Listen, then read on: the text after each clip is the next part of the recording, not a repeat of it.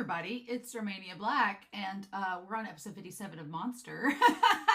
And after many weeks of setup and building, we not only have this unexpected turn of Johan just deciding to just burn down the Red Rose Mansion. I mean, why not? Why not burn down the very thing that all these parties were gathering towards? I do like that as a plot point. I like the idea that we've been building up everybody meeting back up at the Red Rose Mansion. We still don't know if that necessarily happened or not because the timeline is kind of wonky at this point. But it would kind of be amazing if all these characters were headed to the Red Rose Mansion. They show up and Johan's like, sorry, I pieced out here first. Don't want y'all finding out anything you don't need to. And it's like, no! It kind of makes Johan, in this weird way, like simultaneously an omnipotent force that is controlling things that the other characters like Tenma have no control over. But at the same time, he's a character that doesn't really know much about himself and is still trying to learn about himself. So it's a weird dynamic, right?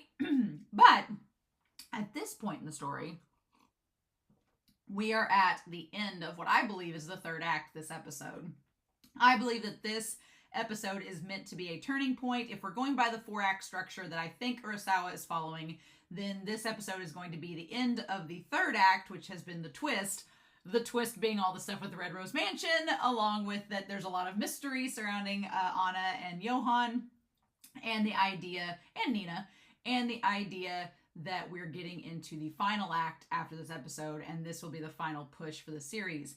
And the cool thing is, even though the story has seemed to be rather just simple throughout, it's just Tenma trying to discover Johan and stop him from preventing more murders, even though Johan's not technically murdered anybody since Yonkers that we know of, maybe? I mean, well, we say, well, I feel like the meme where she's like, I guess he hasn't. I mean, he's verbally persuaded people to hurt themselves, but has he intentionally? I guess Richard is the question. Did he push Richard? Did Richard jump himself? Did he, was he physical? We don't know. But yeah, it's a rather simple story on the outside where you're like, no, Tim is just looking for Johan because he doesn't want Johan to kill anymore, even though we haven't really seen Johan kill anymore. But then under the surface is all this layer and complexity about names and identity and who we are and, the darkness within us, and do we fall prey to that, and do we overcome it, and positivity versus nihilism, and finding love in things. And there's all these wonderful themes that are just explored in this story. And it's been really good. But I'm like, at this point, you would think when I started the story, I'd be like, oh, well, here's the final solution is going to be that Tenma's going to confront Johan, and that's going to be the end of it. I don't know. All the twists in this last arc have made me go, I don't know how it's going to end. I don't know if Tenma's going to get to Johan and kill him or not. And if he does, what do we do with that? And if he doesn't, what do we do with that? And so I like the idea that I'm going into this final act with no idea what's going to happen. And I'm kind of along for the ride of it. I love the surprise and suspense of stories. So I'm excited that I don't really quite have an idea of what's going to go down. And my mind kind of goes into a blank mode when it's like, what do you think's going to happen? I'm like, well, he's either going to kill Johan or he's not. But I feel like we still need a few more pieces before we can kind of make that assumption. And then it's going to be a matter of if we're right or wrong. So, but yeah, Nina has come to the conclusion that she remembers, thanks to talking to Mr. Lipsky, who's still kind of creepy. I don't know. Maybe he's harmless, but he just has some kind of it's just a weird vibe. And maybe it's because I'm a female and I've been around people like Lipsky where I'm sure they're harmless, but there's just there's a creepy edge there. And you're just like, I don't know if I want to be around you because I'm getting a little bit of weird vibes. I don't know. I can't quite trust him. And I don't know what to do with that. And maybe the moral of the story is going to be that we can trust him and that we shouldn't judge him by his slightly odd obsessions. But I think that it's interesting that at this point, we need some answers about that night that Nina killed Johan. Was Johan influenced by the children's books that probably his father created and read to him? And I really want answers about the twins in this last act. And I think we need some answers about Anna. I feel like the secrets of the Red Rose Mansion, I want to know what all went down. Why were all these people poisoned? And I think it's going to come out of the woodwork. It's just maybe not going to come out in the ways that we expected it to. So I don't know. It's all a big mystery at this point. So what can we do? In any case, I want to give a big shout out over to Patreon. Thank you all so much on YouTube for supporting me and subscribing and commenting on the videos. I appreciate it. But I also want to give a shout out over to Patreon, not only for the patrons in just the regular $1 tier, $5 tier, but also the philanthropy tier who go above and beyond each month to get mentioned in these videos and also break ties and just get all the perks that everybody else gets. So I really appreciate that. So I want to give a special shout out over to Alex Cornejo, to Anime Annie, to Anna, to Be Happy, as well as to Ashy Gots No Bitches, to Dana, to Destiny Marie, to Edgar, to Eric, to Kiri, to Loisije, to Matthew Palfinier, to Nameless Monster, to Saku, to Shimoyama, to Sunspots, to Translucent Men, to Trails, to Tyrone, and to Zakiel. Thank you all so much. I truly appreciate it. All of my love. It's actually really nice out. It's like the weather is really warm for November here, which is mildly concerning because just like in the story, things seem like they're kind of going a little bit fine, and then I'm like, okay, what's in store? So I guess we'll find out, but we're not going to waste any more time. We're going to dive right into episode 57 of Monster and just see what all we get. And so I'm going to turn the sound up, and we're going to start this here. Get this turned up here in 3, 2, 1, and let's go.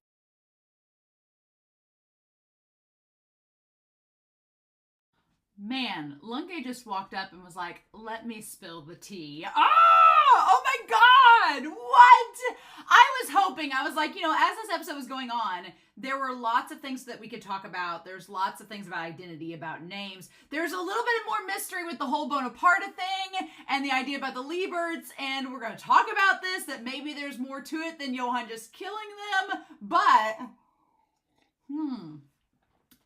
there's a lot of things that are left unsaid that we still have mystery about, which is great because we have like 20 so episodes left. We're on episode 56. So we have 18 episodes left, which sounds insane to me because it feels like a lot, but then it doesn't feel like a lot in comparison to where we are in the story. 18 episodes is practically a season, but then you're like, well, we're on episode 56, so it's really not that much. And so you're like, because essentially, yeah, we've got 56 episodes left, and 56 or 57 or 18 or 19 episodes left, and that doesn't seem like a lot in the grand scheme of things. So we're in the final act after this, and so the twist that Lipsky is their brother maybe is so interesting. It explains so much, and I want to talk about it, and I have so many questions. But man, Lunge is a great plot device because it tracks with Lunge's personality, and it tracks with his character, that he's constantly just one step behind everybody, literally finding out all of the things. But it also works really well as a narrative tool that Lunge, of course, is a masterclass detective, so he can learn all of these things. So him just showing up, being like, oh, hey, hi, exposition, want to talk to us? Makes perfect sense with his character. Oh my God. So, a lot to talk about in this episode, and it's kind of all over the place. So I'm trying to figure out exactly how I want to go about it and organize some things. So I think the whole situation that we need to establish, the whole Bonaparte,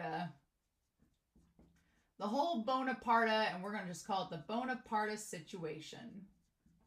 And that will include Johan, it will include Nina, it will include Lipsky, and just the idea, oh my God, this is, whew, like, are all these children Bonapartes? Who knows? Is Grimmer a sibling too? Who knows? I, at this point, would not be surprised if Grimmer was also one of Bonaparte's kids. No, do we think that he is? That's a stretch. I don't know. Is this guy like Mozart or something where he has like 82 children? Or not Mozart necessarily. There's some famous old composer that had like 80 kids. Maybe it was a Tchaikovsky. I can't remember. Now I want to look it up. So hold on. I've got to find this out because there is like a famous composer, musician with so many kids. Who, you think I do this search? Like classic composer, famous musicians with lots of kids. You would think that I would be like, why, this is the most random search possible, but you'd be surprised. So, what is this?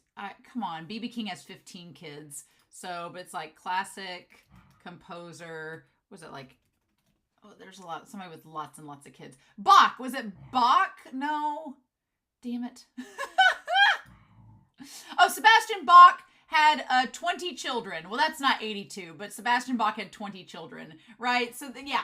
So it is very possible that Bonaparte could have a lot of kids. Obviously, I don't think all the Kinderheim residents are his children. No, but if Grimmer turns out to be another sibling, I'll be like, no, that's a bit too much. But the twist with Lipsky is really good and really interesting for a lot of reasons, right? So let's talk about that, shall we? Shall we talk about the Bonaparte situation? Okay, one thing that I think is important to establish, because we're going to have Wolf over here. Oh, Helmut Wolf. Interesting to note that Wolf was part of his name. Helmut. We'll put on here. Helmut Wolf. So he was involved with Kinderheim, correct? Am I remembering that right? He was involved with Kinderheim and brought Johan in. And brought Johan to Kinderheim 511. He just managed to peace out, kind of like Petrov. He managed to peace out before things went down, right? But he believes that the name that was given created the monster. I don't think so. I think that just brought it back around. I think the name Johan is definitely a trigger for Johan, but I don't think it's necessarily Wolf that started this whole thing. I think it started back at the Red Rose Mansion. So we have this idea that there's the Red Rose Mansion. We know that it's tied to the Czech secret police as well as other organizations. We know that there was some shady business going down.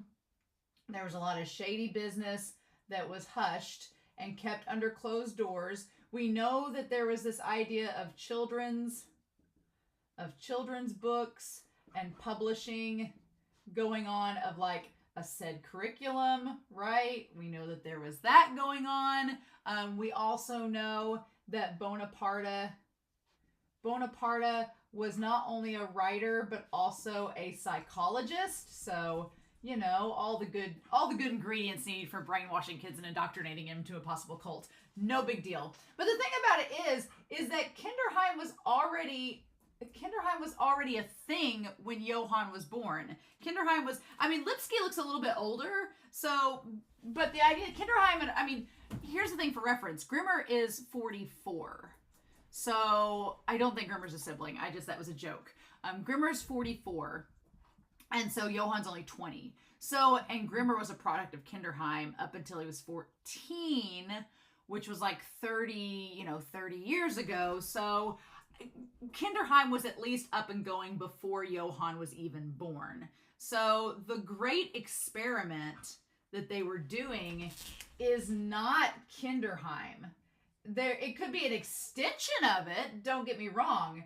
It could be like an upgraded version of Kinderheim, don't get me wrong. Like, it could still be something connected to Kinderheim, but it is not the OG Kinderheim itself. That's not the experiment. There was something else going on. And that's one of the, I'm going to take this pink marker and kind of line out any of our mysterious things. So we know that there's some other experiment going on. We don't know exactly what, but it's something related to Kinderheim, something similar, something not good. So we do have that going on, right? Okay.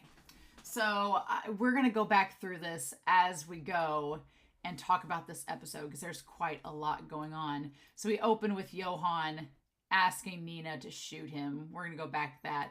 So instantly we have lots of revelations. We see the two Lieberts and the fact that the Lieberts, we're going to put over here. So we had this situation here.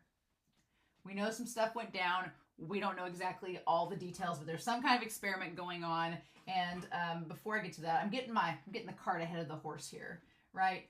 Before everything, for some reason, all of the donors or the 46 involved suddenly at some point were all poisoned and killed. Now, why? That's a big mystery too. Why? Who poisoned them? That's a question. Why were they poisoned?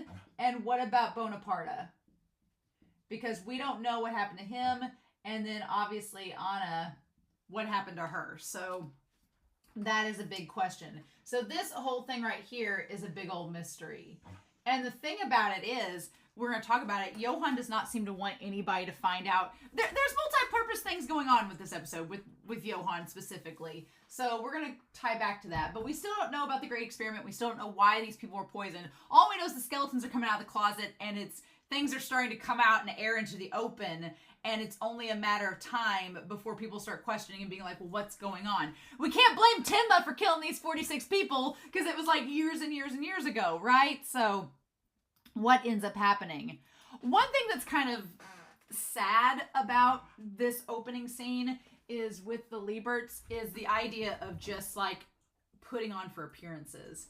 Because whether or not the Lieberts cared about the twins, I don't think that they did so much, because I think we established it was for appearances after Kinderheim that we have the Lieberts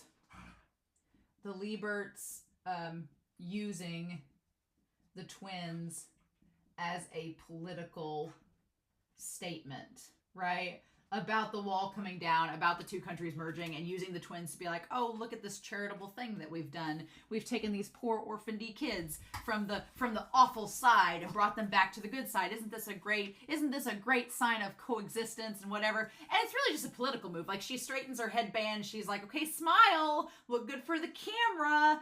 And for two kids that we've seen later on in this episode crossing the border, nearing starvation and death with only each other, for them to suddenly be just this political fixation, you can tell right away that Johan knows exactly what's going on and he understands exactly what's happening. The thing about it is, this happens post-Kinderheim, correct?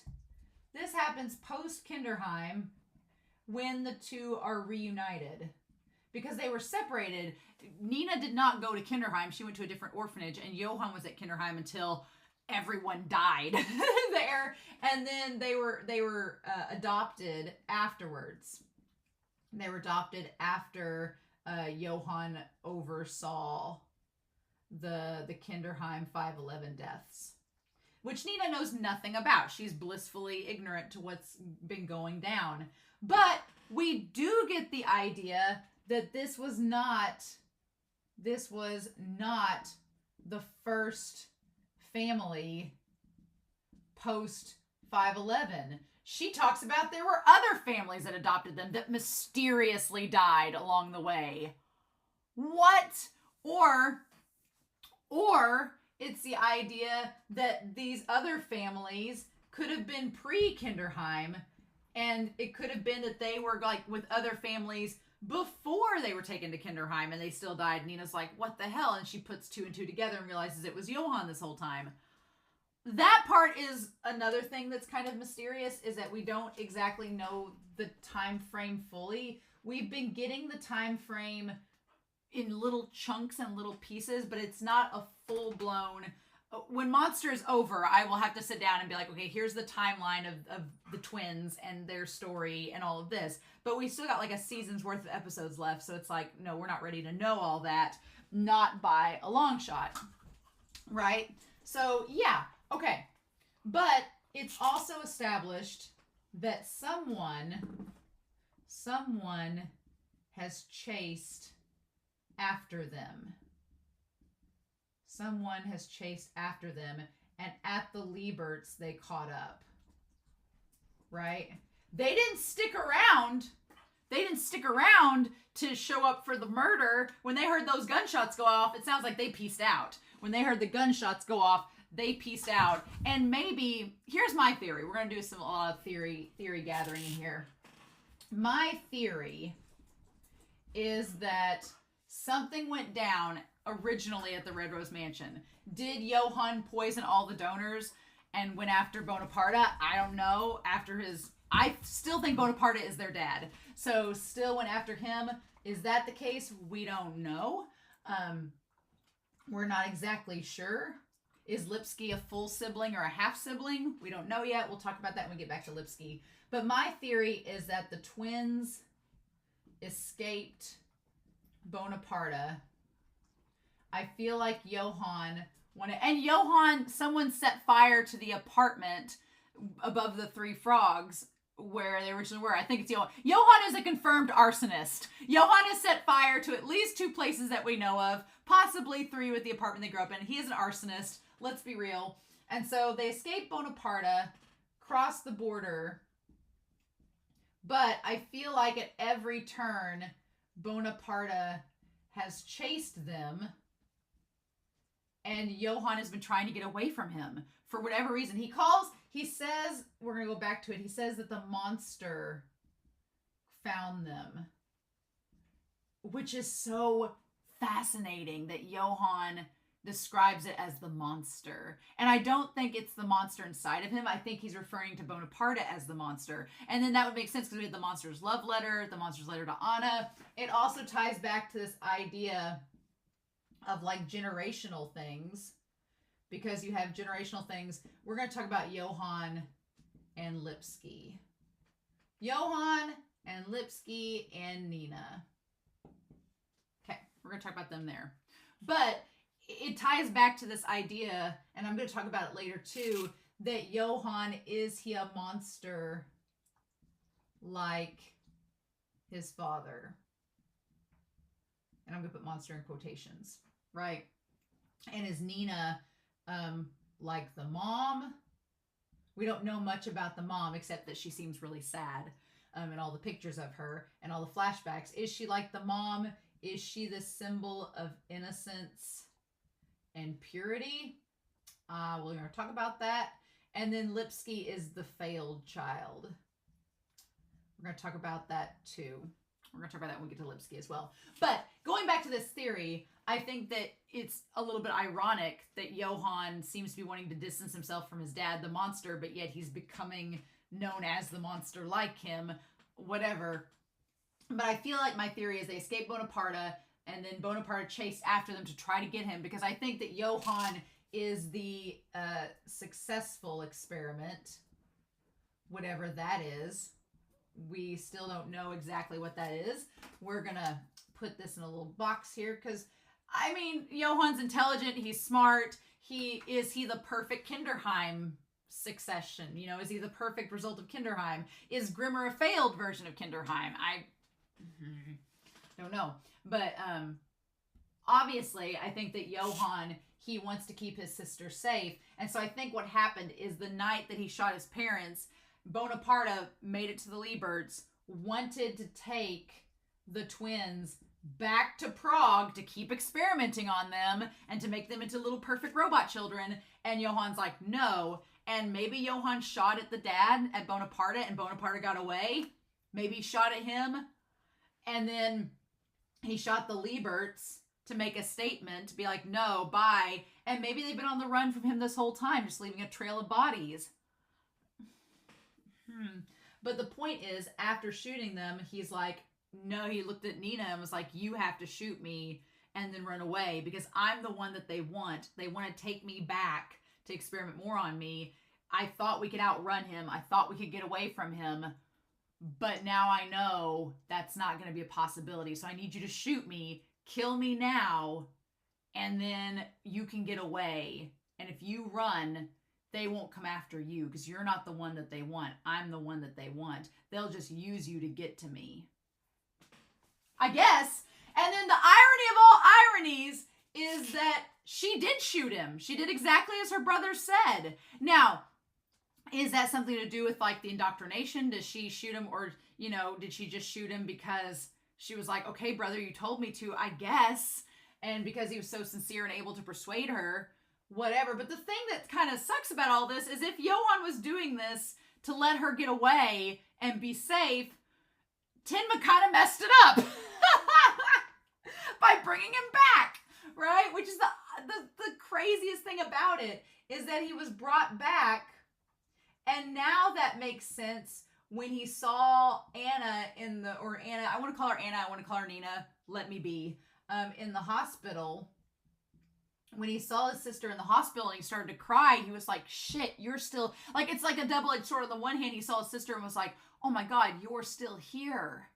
You're still alive. You're still with me. Good. But then on the other hand, he's like, crap, now they're going to come after us here and I got to keep you safe. So now the weirdest thing is it's starting to create this complexity where you're suddenly seeing, like, did he kill these people that were with Anna and him to make a statement to let them run to not get caught by Bonaparte? And if so, did he poison the hospital directors? Not necessarily because Tenma was going off on a rant about them. That's why Tenma feels kind of guilty about it. But no, because Johan's like, these doctors will sell us out to Bonaparte because I've seen how greedy they are. I've seen how they'll sell us out to anybody. They'll sell us out to Bonaparte just like that. So he gets rid of them so they can escape, right? That's what it is, maybe. And the idea, now, the one thing that this does not account for is like the situation with Junkers. Now, and then Johan, the Junkers thing is the one part that I'm like still kind of hung up on. And I know people in the comments will be like, why are you still hung up about Junkers? Let me be, okay? But that is still the part that's like, you didn't have to shoot Junkers in the face. You didn't have to make there's a weird double edge to Johan that is becoming more and more apparent. And it's so frustrating. And I want to shake him, right? I want to shake him, right? There's a character in Attack on Titan that's the main character that I want to shake him. That's what I was going to talk about in the discussion, is that I'm seeing some similarities between Johan and Eren from Attack on Titan, where they do things and you're starting to understand more and more why they do them.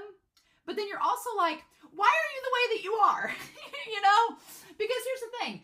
The whole thing with Junkers, I'm like, you didn't have to shoot him in the face. I'm still baffled why you did that. The whole thing with Milosh, you didn't have to do that. Like, you didn't have to make this kid be existentially scarred for life. You didn't have to make these children, the children that he had jump off of the rooftops playing chicken.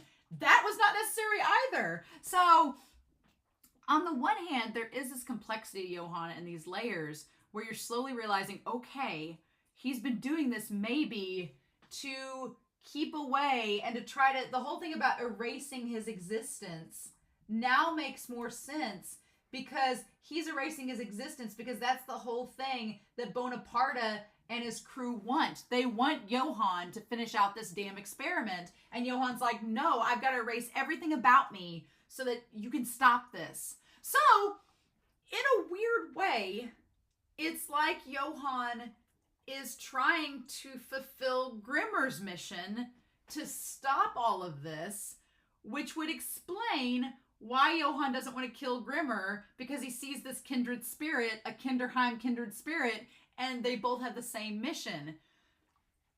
Which is, it's all coming together, which is problematic though, because then you have Tenma, who is just on this simplistic warpath to kill Johan, and I want Tenma to see the complexity that we're seeing Johan going through, but I don't know if that's gonna happen. So it's like, we're gonna put Tenma up here.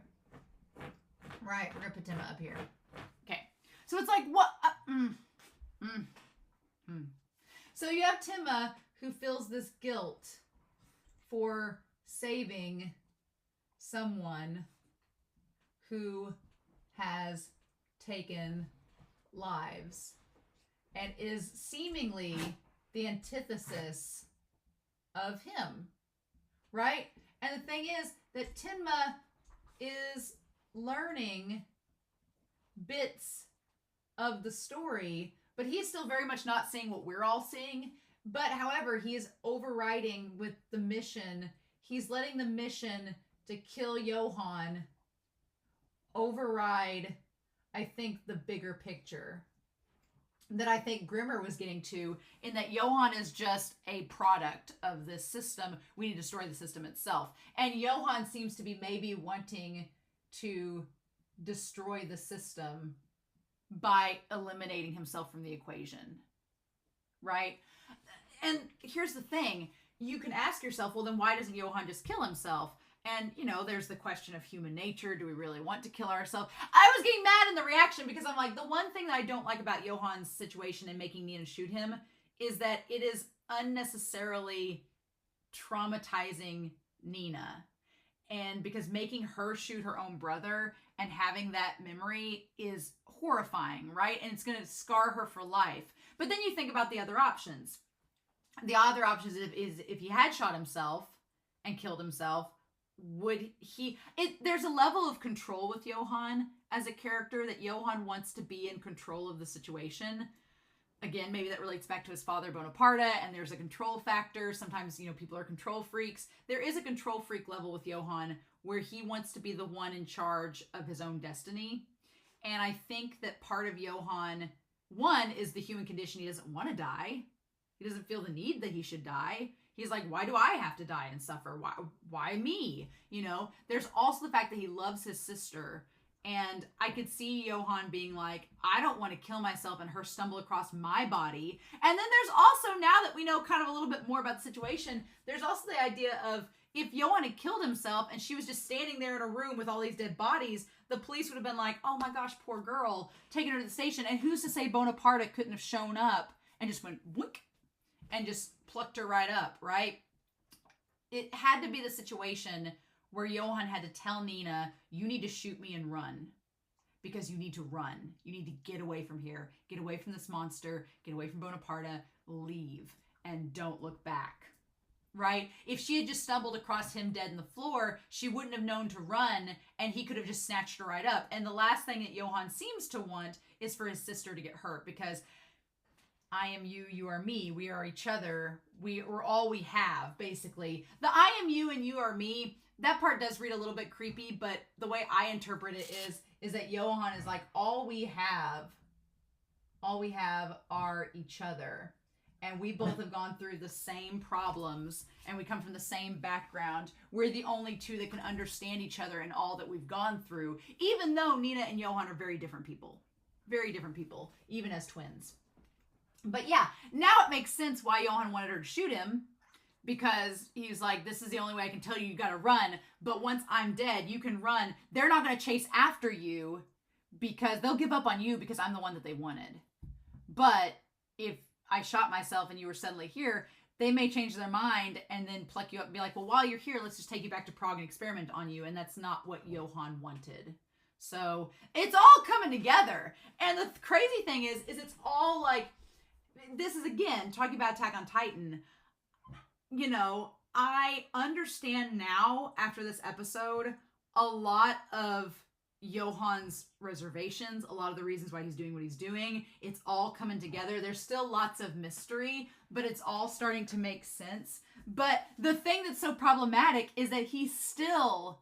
It's like, this does not make me go, oh, Johan, you poor innocent soul. No, he still killed people. He's still, like, been doing some messed up shit with kids that he shouldn't be doing. But it is making me understand his character more. And I'm like, ah. Also, the idea of Nina, like, being traumatized by all the lights from the camera, all the flashes and everything. I like that they both look separate directions. And depending on where the sun is setting, like, is one looking to the east and one looking to the west, like the two monsters? Could that be the case, right? Is Johan looking at the east and Nina's looking at the west? I don't know. But I like that they're both looking opposite directions, right? And then Johan, he leaves. And here's the thing.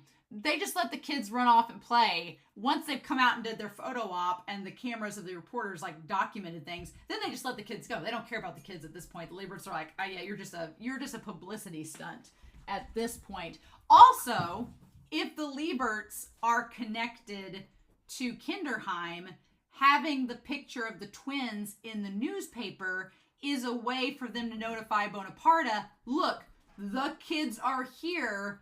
Wink, wink, come find us in Berlin. Haha, we got the kids right here waiting on you. It's a way to, like, message information without having to, like, use code or anything like that, with anything being worried about being intercepted. And the thing that reminds me of Aaron too, and this is why I wanted to bring it up, is that Johan has this very melancholy look with her, and he says, I want to play a game with you where you pick the hand. And here's me being wrong. I thought that like there was gonna be like a smashed bug in one hand. It was gonna be like he's gonna be like heh heh heh, you know, chaos. No, no. With Nina, she is the only thing that he is like seemingly purely compassionate and in love with, and that's his sister and like the bond that they have. And he's like, all of this is for you. Like I'm doing everything for you, right? Which reminds me a lot of Eren from Attack on Titan, a little bit. The thing about it is that's so heartbreaking is that Johan is saving nothing for himself. It's like he knows that at the end of the day, he's going to have to be taken out of the equation for all of this to work. And Nina is the one he wants to have a happy ending. Both of the brothers want Nina to have the happy ending. I don't know how that's happening. And Lipsky kind of even says it. Lipsky's like, I don't know how you're having a happy ending out of all this. Because he's like, if Johan dies, which is kind of what, you know, Johan may be seeming to think is going to happen. He's like, you're not going to have a happy ending because your brother's going to be dead.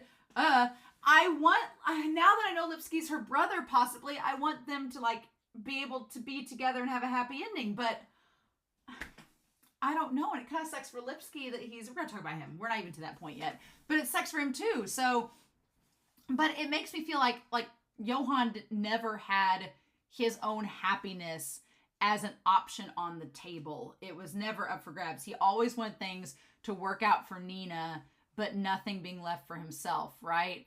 And also, this is the kid that just watched people massacre and maul themselves to death. And he's just sitting there looking at Nina being like, hey, sis, it's all fine. Yeah. And he's like, they're all yours. They just are. What do we do with that? So, yeah. So, okay, we have somebody saying, I saw you on TV, Mr. Liebert, and they're like, come on in. It's Bonaparte. Like, you can see the hair and everything. Yeah, I'm dead set that it's Bonaparte that showed up wanting them, like, to try to get the kids. And then Johan saw him and shot him, right? Right? So the question's going to be, but Bonaparte is not there. So where did he go? And then when she opens the door and sees Johan, he's standing there like, yeah, I know exactly what I did.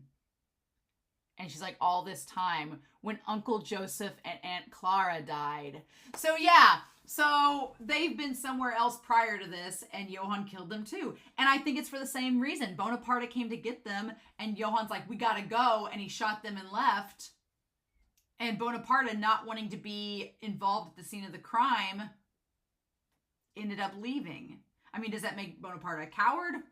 It also suggests that Bonaparte is probably still alive somewhere, which is problematic, disturbing a bit, but maybe we'll cross that bridge when we get to it. And he's like, today is special. And maybe it wasn't Bonaparte. Maybe it was Wolf. I don't know. Maybe it was Wolf that went to get them. And then when he shot, he ran away. I think it's Bonaparte, though. And he says, today is special. And she's like, did you do it?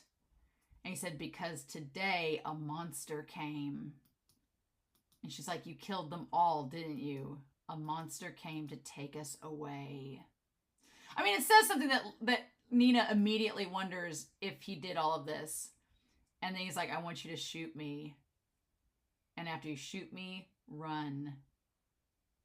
And he says, I am you and you are me. Like we're all each other has. And of course, at that point, then we have Lipsky and her recalling everything. Someone came to that mansion. It's interesting that they all have been like mansions, like different versions of the Rose Mansion. Also, what's fascinating is that Lipsky does not really look like Bonaparte. So, but he doesn't really look like their mom either. So that leads me to believe that maybe he doesn't look like the mom, like Anna from the painting. So that leads me to believe that maybe Lipsky's only a half-brother, that he just has the same father as them, but a different mom.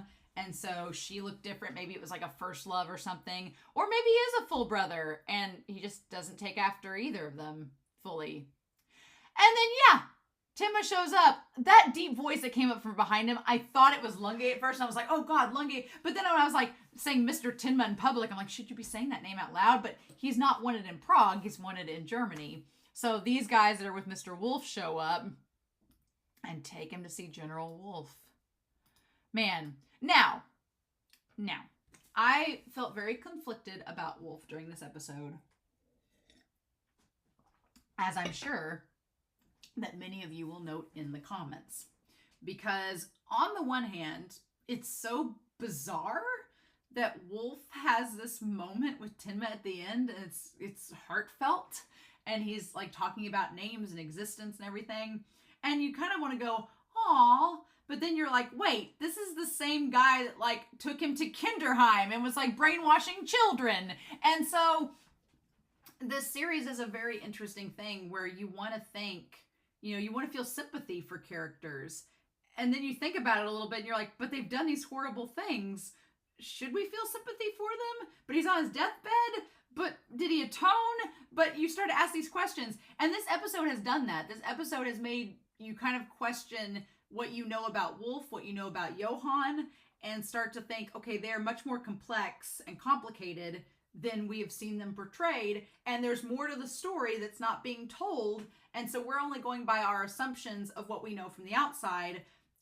And what do we do with that? So I really like it. I like the idea, but I think the whole point is to feel conflicted about Wolf, right? To feel that he's a human being, but he's also done some really shitty things. But I think Tinma being a doctor knows that Wolf's at the end of his life. And he's like, look, it's not going to do me any good at this point to like chastise you about your past, because at this point, the past is the past. You're about to die. It's not going to matter in about 30 minutes. So let's just try to find out what we can about the situation so we can move forward. What's interesting is that Wolf was summoned there. So Wolf has been summoned there. Tinma has been summoned there. We have Wolf. We have Tinma. We have Nina and Dieter. Lunge is there. We have Reichwein and Vertiman. Somewhere is Roberto. The thing about it is Eva is supposedly with two men that are related to Wolf, but Wolf's not very happy about it. Wolf's like, oh, they're not good news. So is Roberto one of them? And if so, who's the other? Right? Wolf did not seem very happy about the fact that she was with them. So who are they? Are they completely new characters we haven't met with? Is it Baby? Does Baby have Eva? Is it Baby and Roberto? That would be terrifying. We haven't seen him in a hot second. So, interesting. I'm waiting at the Red Rose Mansion. He's like, just getting here took everything I had.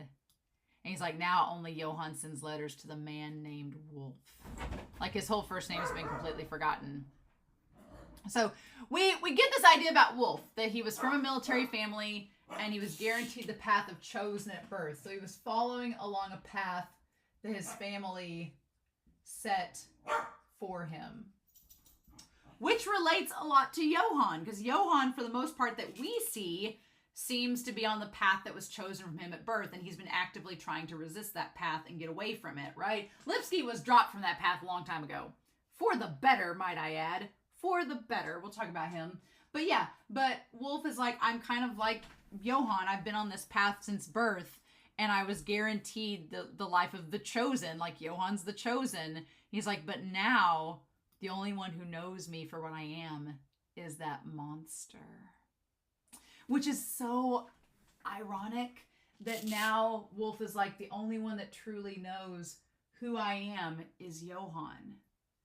And it's like, well, who knows Johan? More and more people are knowing about him, but it's this idea, and it kind of goes back to the end of the storybook, that only the monster knows itself at the end. Because the whole point of the children's book with the monster destroys everything around them to where they're only isolated and alone. And then it's too late and they realize what they've done, and there's nothing they can do about it at that point. And that's kind of where Wolf's gotten to, and Tinma happens to be the only one there. Like, Tinma's like this grim reaper following around and looking at him, but he realizes that he's kind of become part of the storybook where he's all isolated and alone.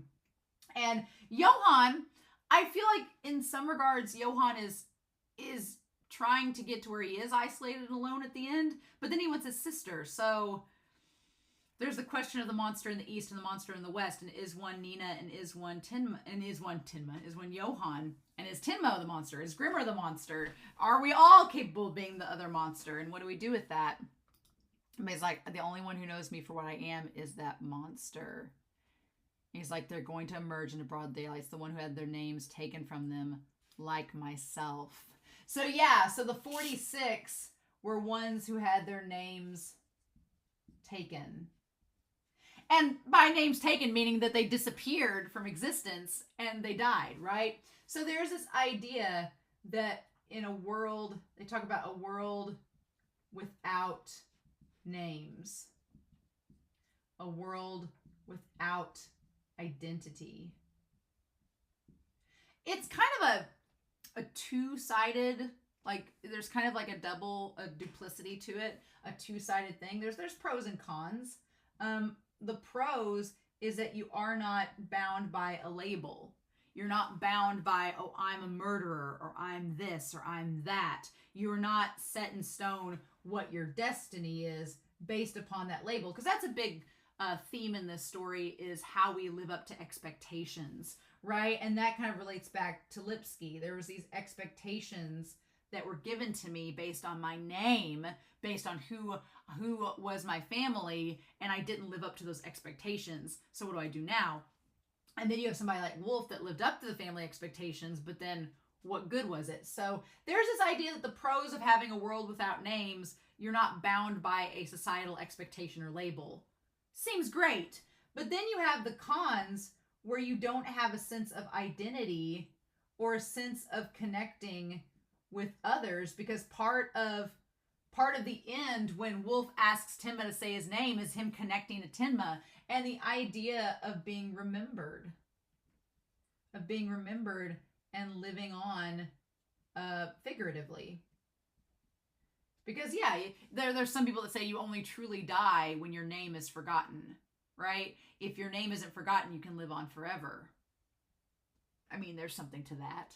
It seems like Johan is wanting to be forgotten. It's just, he's like, damn it, I'm trying to get y'all to forget who I am, and it's not working. It's not working. My name is just getting spread instead of the opposite happening. Stop it, Tenma. Stop telling everybody who I am. I can't be forgotten if you do that. But yeah, so there's pros and cons, right? And part of the story is trying to figure out, like, well, is it better that we have a world? Is a world without names a paradise, or is it true terror? And that's the question of the story, right? But yeah, they discover all the body parts. Like, what's interesting is that I feel as if them uncovering, they're like, oh, we just randomly happened upon, we saw something at the base of the rose bushes and started digging. Johan not only burned down the mansion, it seems Johan burned down the mansion for multiple reasons. He didn't get all the answers that maybe he wanted, or maybe he did, or maybe he just didn't care. But there's the idea that the mansion is this tie to pain and suffering for a lot of people. His half-brother or full brother, his sister, himself. And plus, the mansion has to go to expose its secrets. To expose where the bodies are buried. They were buried in the rose bushes. And they've been like giving the roses nutrients this whole time. Gross. Disgusting. Yes, they're appearing one after another. There's no one alive who still knows their names. It burnt to the ground. I mean, there are 46 people. There's probably some family that would be like, my relative disappeared in Prague like so many years ago. The timelines add up, but it's the metaphorical idea of it, right? Mm-hmm. And so, yeah. Meanwhile, Reichwein and Verdeman are like, damn it, this mansion was the only way we were going to find him. And I was like, you all just missed him. He got taken away by Wolf, damn it. Who knew? What do we do about this? And that's when this one police officer, he is not very subtle. He like immediately goes to his car and starts yelling about skeletons. I'm like, you're lucky that the press isn't like around to be like, what? And then it's like 46 people disappeared in the mansion.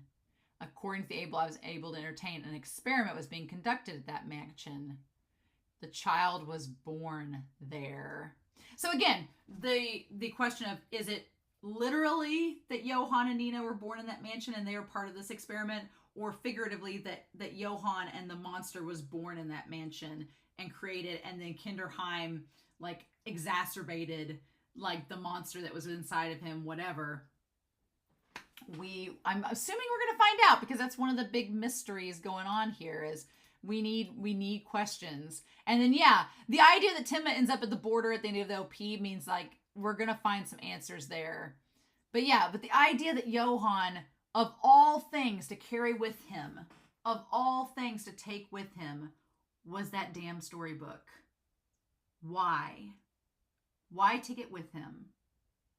And that's a big mystery too. But damn, her just falling down on the little border there and being cold, and him just hovering over to keep her warm. Like, I love that this episode does present that Johan cares a lot about his sister and he wants to keep her safe. But he says that we don't have names. And she's like, please say my name so I can remember. So it's my identity. It's my way to connect with you. Please say it, and you won't do it. They had to have had names. And I don't want to know what it is. We're going to find out. But they had to have had names. And there's some reason why Johan doesn't want to say those names. And we don't know that yet. So let's just put that in a pin for now.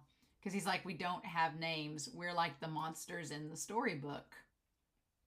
And here's the thing that's kind of crazy, is that Nina keeps wanting him to say her name. She keeps wanting to know her name. And Johan's like, no, we don't have names. It almost makes it seem like Nina is the monster. She's the monster that wants a name.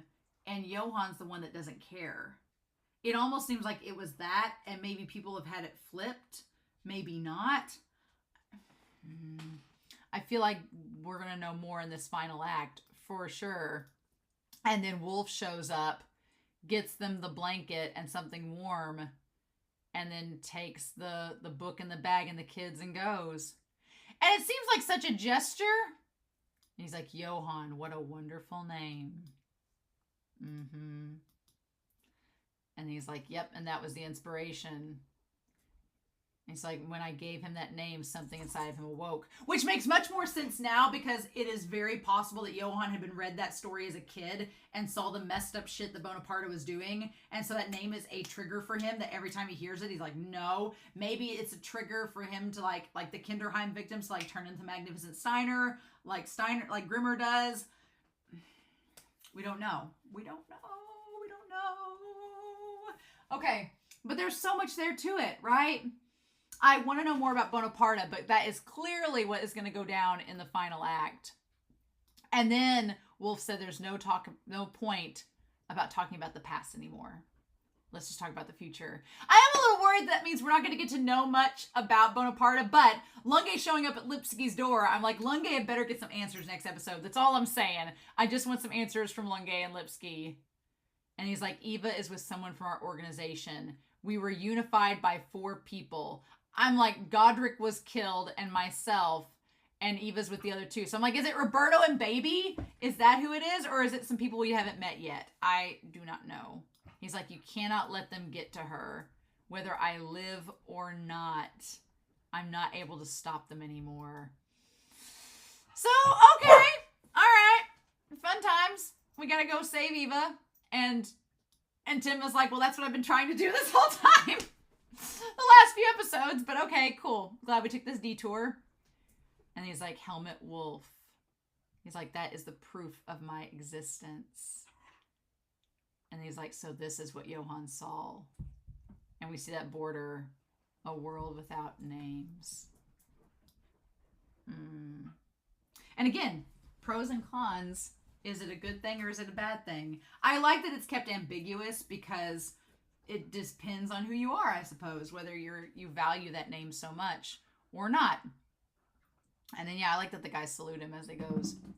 So, yeah, so the 3 of them are like, well, shit, it all burned down. I kind of like that Dieter has become pseudo-adopted in this situation, but also Dieter is like such a giga Chad. I love Dieter. He's like Sherlocking the shit out of this. He's the only one that pays attention to the news. He's like a 30-year-old man in a kid's body. He is like responsible, paying attention to the news, putting shit together. I'm like, and then at the very end, he's like, why don't, if there are no bad memories from our past, Tinma says we create good memories in the future. I'm like, I need Tinma to see damn Dieter again. But then on the other hand, I'm like, I don't want Tinma to see Dieter again, because I don't want Dieter to see how far Tinma has fallen. But in the same vein, I'm like, Dieter is so like Dieter being this light, this beacon that is living out the positivity of Timma's original message is amazing. And it's such a parallel because you have like Johan with Milosh and Johan like influencing this child with all this negativity, and it just breeds negativity, and it takes like a major act of love and compassion to get him out of it. And then you have Tinma giving this message of empowerment and faith and positivity, and seeing what it breeds out of it being the opposite of Milosh is huge. And so yeah, but them seeing they're like the gates are locked too. What I thought was really good was Lipsky like trying to like shake the gates open. And Nina's like, I know this place is important because of the books you were reading as a child. Which that whole obsession with Bonaparte and having all the books makes total sense now. It's his dad. So he's been trying to like, you know, he's basically Scotty from Austin Powers trying to get Dr. Evil to love him. You know? Oh my God. So basically like trying to understand his dad. It's like a pseudo version of Stockholm Syndrome almost. And she's like, I know this place was important to you. And he's like, Nina, this place must have been important to you as well. Not like we're related or anything, right? He said it was a trigger to recalling your memories, and yet it's a source of sadness. And she's like, this vision of all these people dying. He's like, he's the kid that didn't meet up to the expectations of the experiment, so they kicked him out, right? And then Dieter's like, oh yeah, your visions, they were totally real. All those people did die. Like, Dieter's such a savage. He's like, yeah, all those people actually did die. It was on the news. Like, I was watching it along with my true crime episodes. And so it was as your brother Johan told you. He says your brother Johan, which is fascinating because I'm like, is it your brother as well? And she's like, what did Johan see? That is the question. Was it something horrifying beyond all imagination? What's interesting is that so far we've had Schubert has seen what Johannes saw. Wolf seems to have seen what Johannes saw, this world without names. And Nina's like, well, what is this? And so that kind of goes back to the idea we have where we had Bonaparte saying to Nina, humans can be anything. Which leaves it kind of open to speculation of it's just like, it leaves it open to this idea of humanity can take on any form, which kind of seems like it ties into that world without names. You don't need a name to be something. But how do we interpret that? Because Grimmer wants to have an identity. Grimmer's like, I know what that's like to not have an identity. And it's a crisis. It's not good. It's pretty terrifying. And you don't remember anything. So what do we do about that? And it's just bringing up all these questions that I'm so fascinated by, right? Was it horrifying beyond imagination? Was it the true terror? If I had been there at the time, yeah, would I have been the one to have become the monster? Could have been. She could have been. You know, that's the question with Lipsky and her. Like, you know, Johan was the chosen one, kind of like Wolf. And Nina's like, if it had been me, would I have been in the same position as him? But that's so hard to determine, right? That's so difficult to say. And I think Lipsky tries to like talk her down off the ledge a little bit, where Lipsky's like, now we can't know those things. That's a big what if. And that's why Lipsky's like, maybe it's for the best that this place burned down. Maybe it's for the best. And maybe that's why Johan did it. He discovered Nina was there and was like, I don't want her to find these memories. I don't want her to figure out what I've been through. Let's get rid of this. And maybe it was just for her sake and nothing more. I don't know. We don't have the full picture yet, right? There's still a lot of puzzle pieces missing. And then that's when Lipsky's like, I thought this would be hard. That I wouldn't be able to continue living if I lost this place. And at that point, it should have been foreshadowing that this place was much more important to Lipsky than, like, why is it so important to him if he, you know, was kicked out? And now knowing that his father kicked him out of it and basically he was shut out because he didn't meet expectations, that all makes sense. But he's like, I can't feel that way because this place is full of sad memories. It's easier to let go. He's like, I wasn't an excellent student. That's what makes me sad. I couldn't meet his expectations. That's what makes me sad. Yeah, and at the time you're like, oh, well, he was just like in a cult and sucked in trying to meet Bonaparte's expectations. No, it's because he's his son. And he was the failed child. And he felt like if I keep going back here, maybe I'll figure out what I did wrong and why I couldn't meet those expectations. But it's like, I don't know if Johan knows that Lipsky exists. I was fearful at the end of this episode that Lipsky was going to get killed, that Johan was going to show up and be like, doink, and be like, gotta erase you from the equation. But I don't even know if Johan knows about Lipsky. I don't know. He's like, if only I'd been able to meet his expectations. But reality wasn't like that. I became an unwanted child. So here's the thing. Dieter asks, what about your mom and dad, Mr. Lipsky? And he says, oh, they're alive. He says, but I've never lived with them before. So does that mean that Anna and Bonaparte are alive? Or does that mean that Bonaparte is alive? And if he has a different mom, that means they're alive. So what do we do with that? Like, where are they at? He's like, Nina's memories. If Nina's memories do come back, I hope that they're happy ones. And she's like, happy memories? What's that like? And he's like, yes, happy ones. And I just like they all three stand there. He's like, he says, I wonder what happy memories are. It's like, man, this shit just got bleak real quick. And so then Dieter says, well, you know what? Mr. Timma says if we don't have any happy memories, we're going to make some. Again, we talk about Attack on Titan. There's a scene in season 4. Not going to spoil it for you, but this whole festival and everything reminded me of that. And I was like, damn. Also, the character of Lipsky and the character of Aaron, the character of Lipsky and the character of Johan have a very similar dynamic to Aaron and another character in Attack on Titan, which I want to say because otherwise it'll spoil things for you. But they're one and the same, maybe. Or two sides of a similar coin, maybe. Also, what's so fascinating about this is you kind of see the similarities in these two, in Nina and Lipsky, as they're laughing, right? They kind of look similar.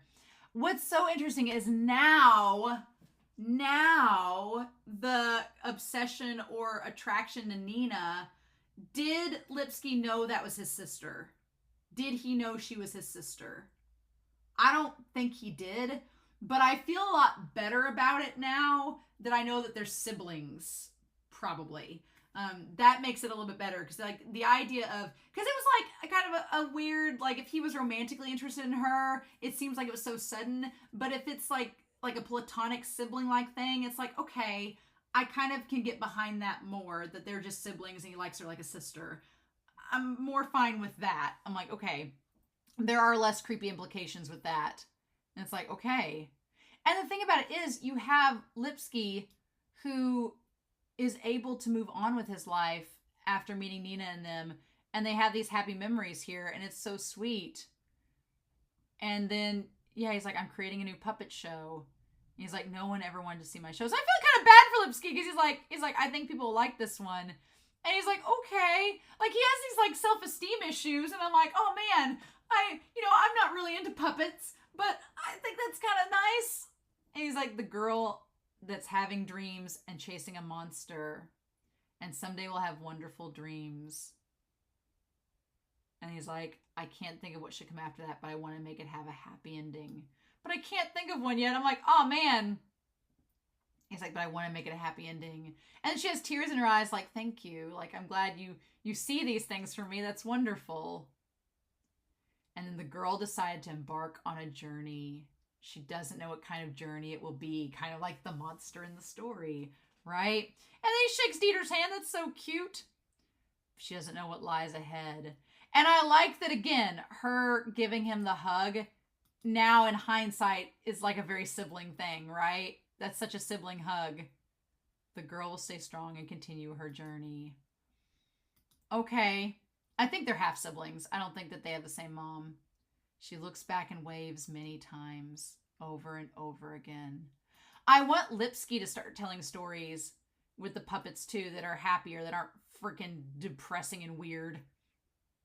It is still freaky when he makes the puppets look up at him. That's still so kind of creepy, but okay. And him just standing there with the puppet.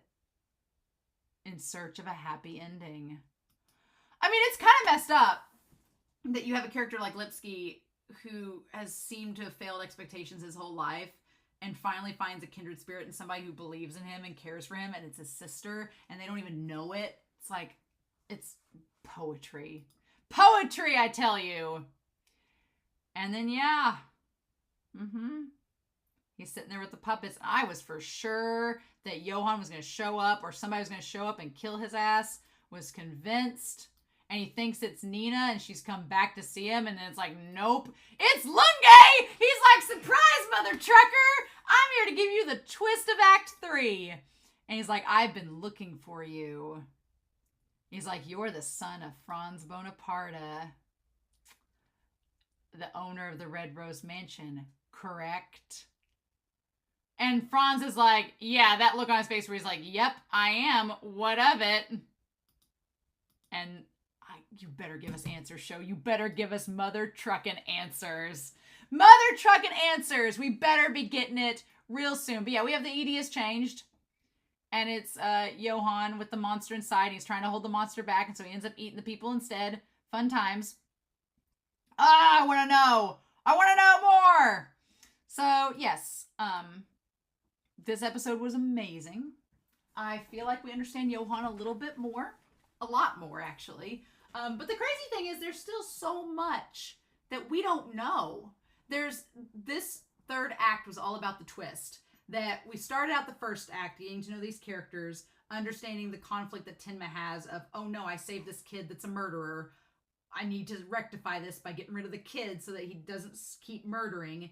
Then we get the second act where it's all about, the conflict, the introduction of Schubert and Carl, the introduction of the stuff with Prague, the storybook getting involved, and just establishing that Johan is in fact this darkness in the story that we seem to need to get rid of. And then the third act is the twist where you're like, well, now wait a minute. This is actually a lot more complicated than we've been letting on. There's a lot more to it. There's a lot we don't know. And we've kind of been led in the dark. And now things are starting to come to light that's like, oh, this has a lot more layers than we thought. And so now the final act is, Tenma's mission is still rather simple. But it's like, are we going to end with that? Is that good? That's the thing. Now it's like, is it good that Tenma's going to kill him? Is that going to solve the problem? Or do we need to dig deeper? And Urasawa's like eating his food and being like, yes. Oh my God. I am excited. We're just starting the fourth act. We have so much left to go.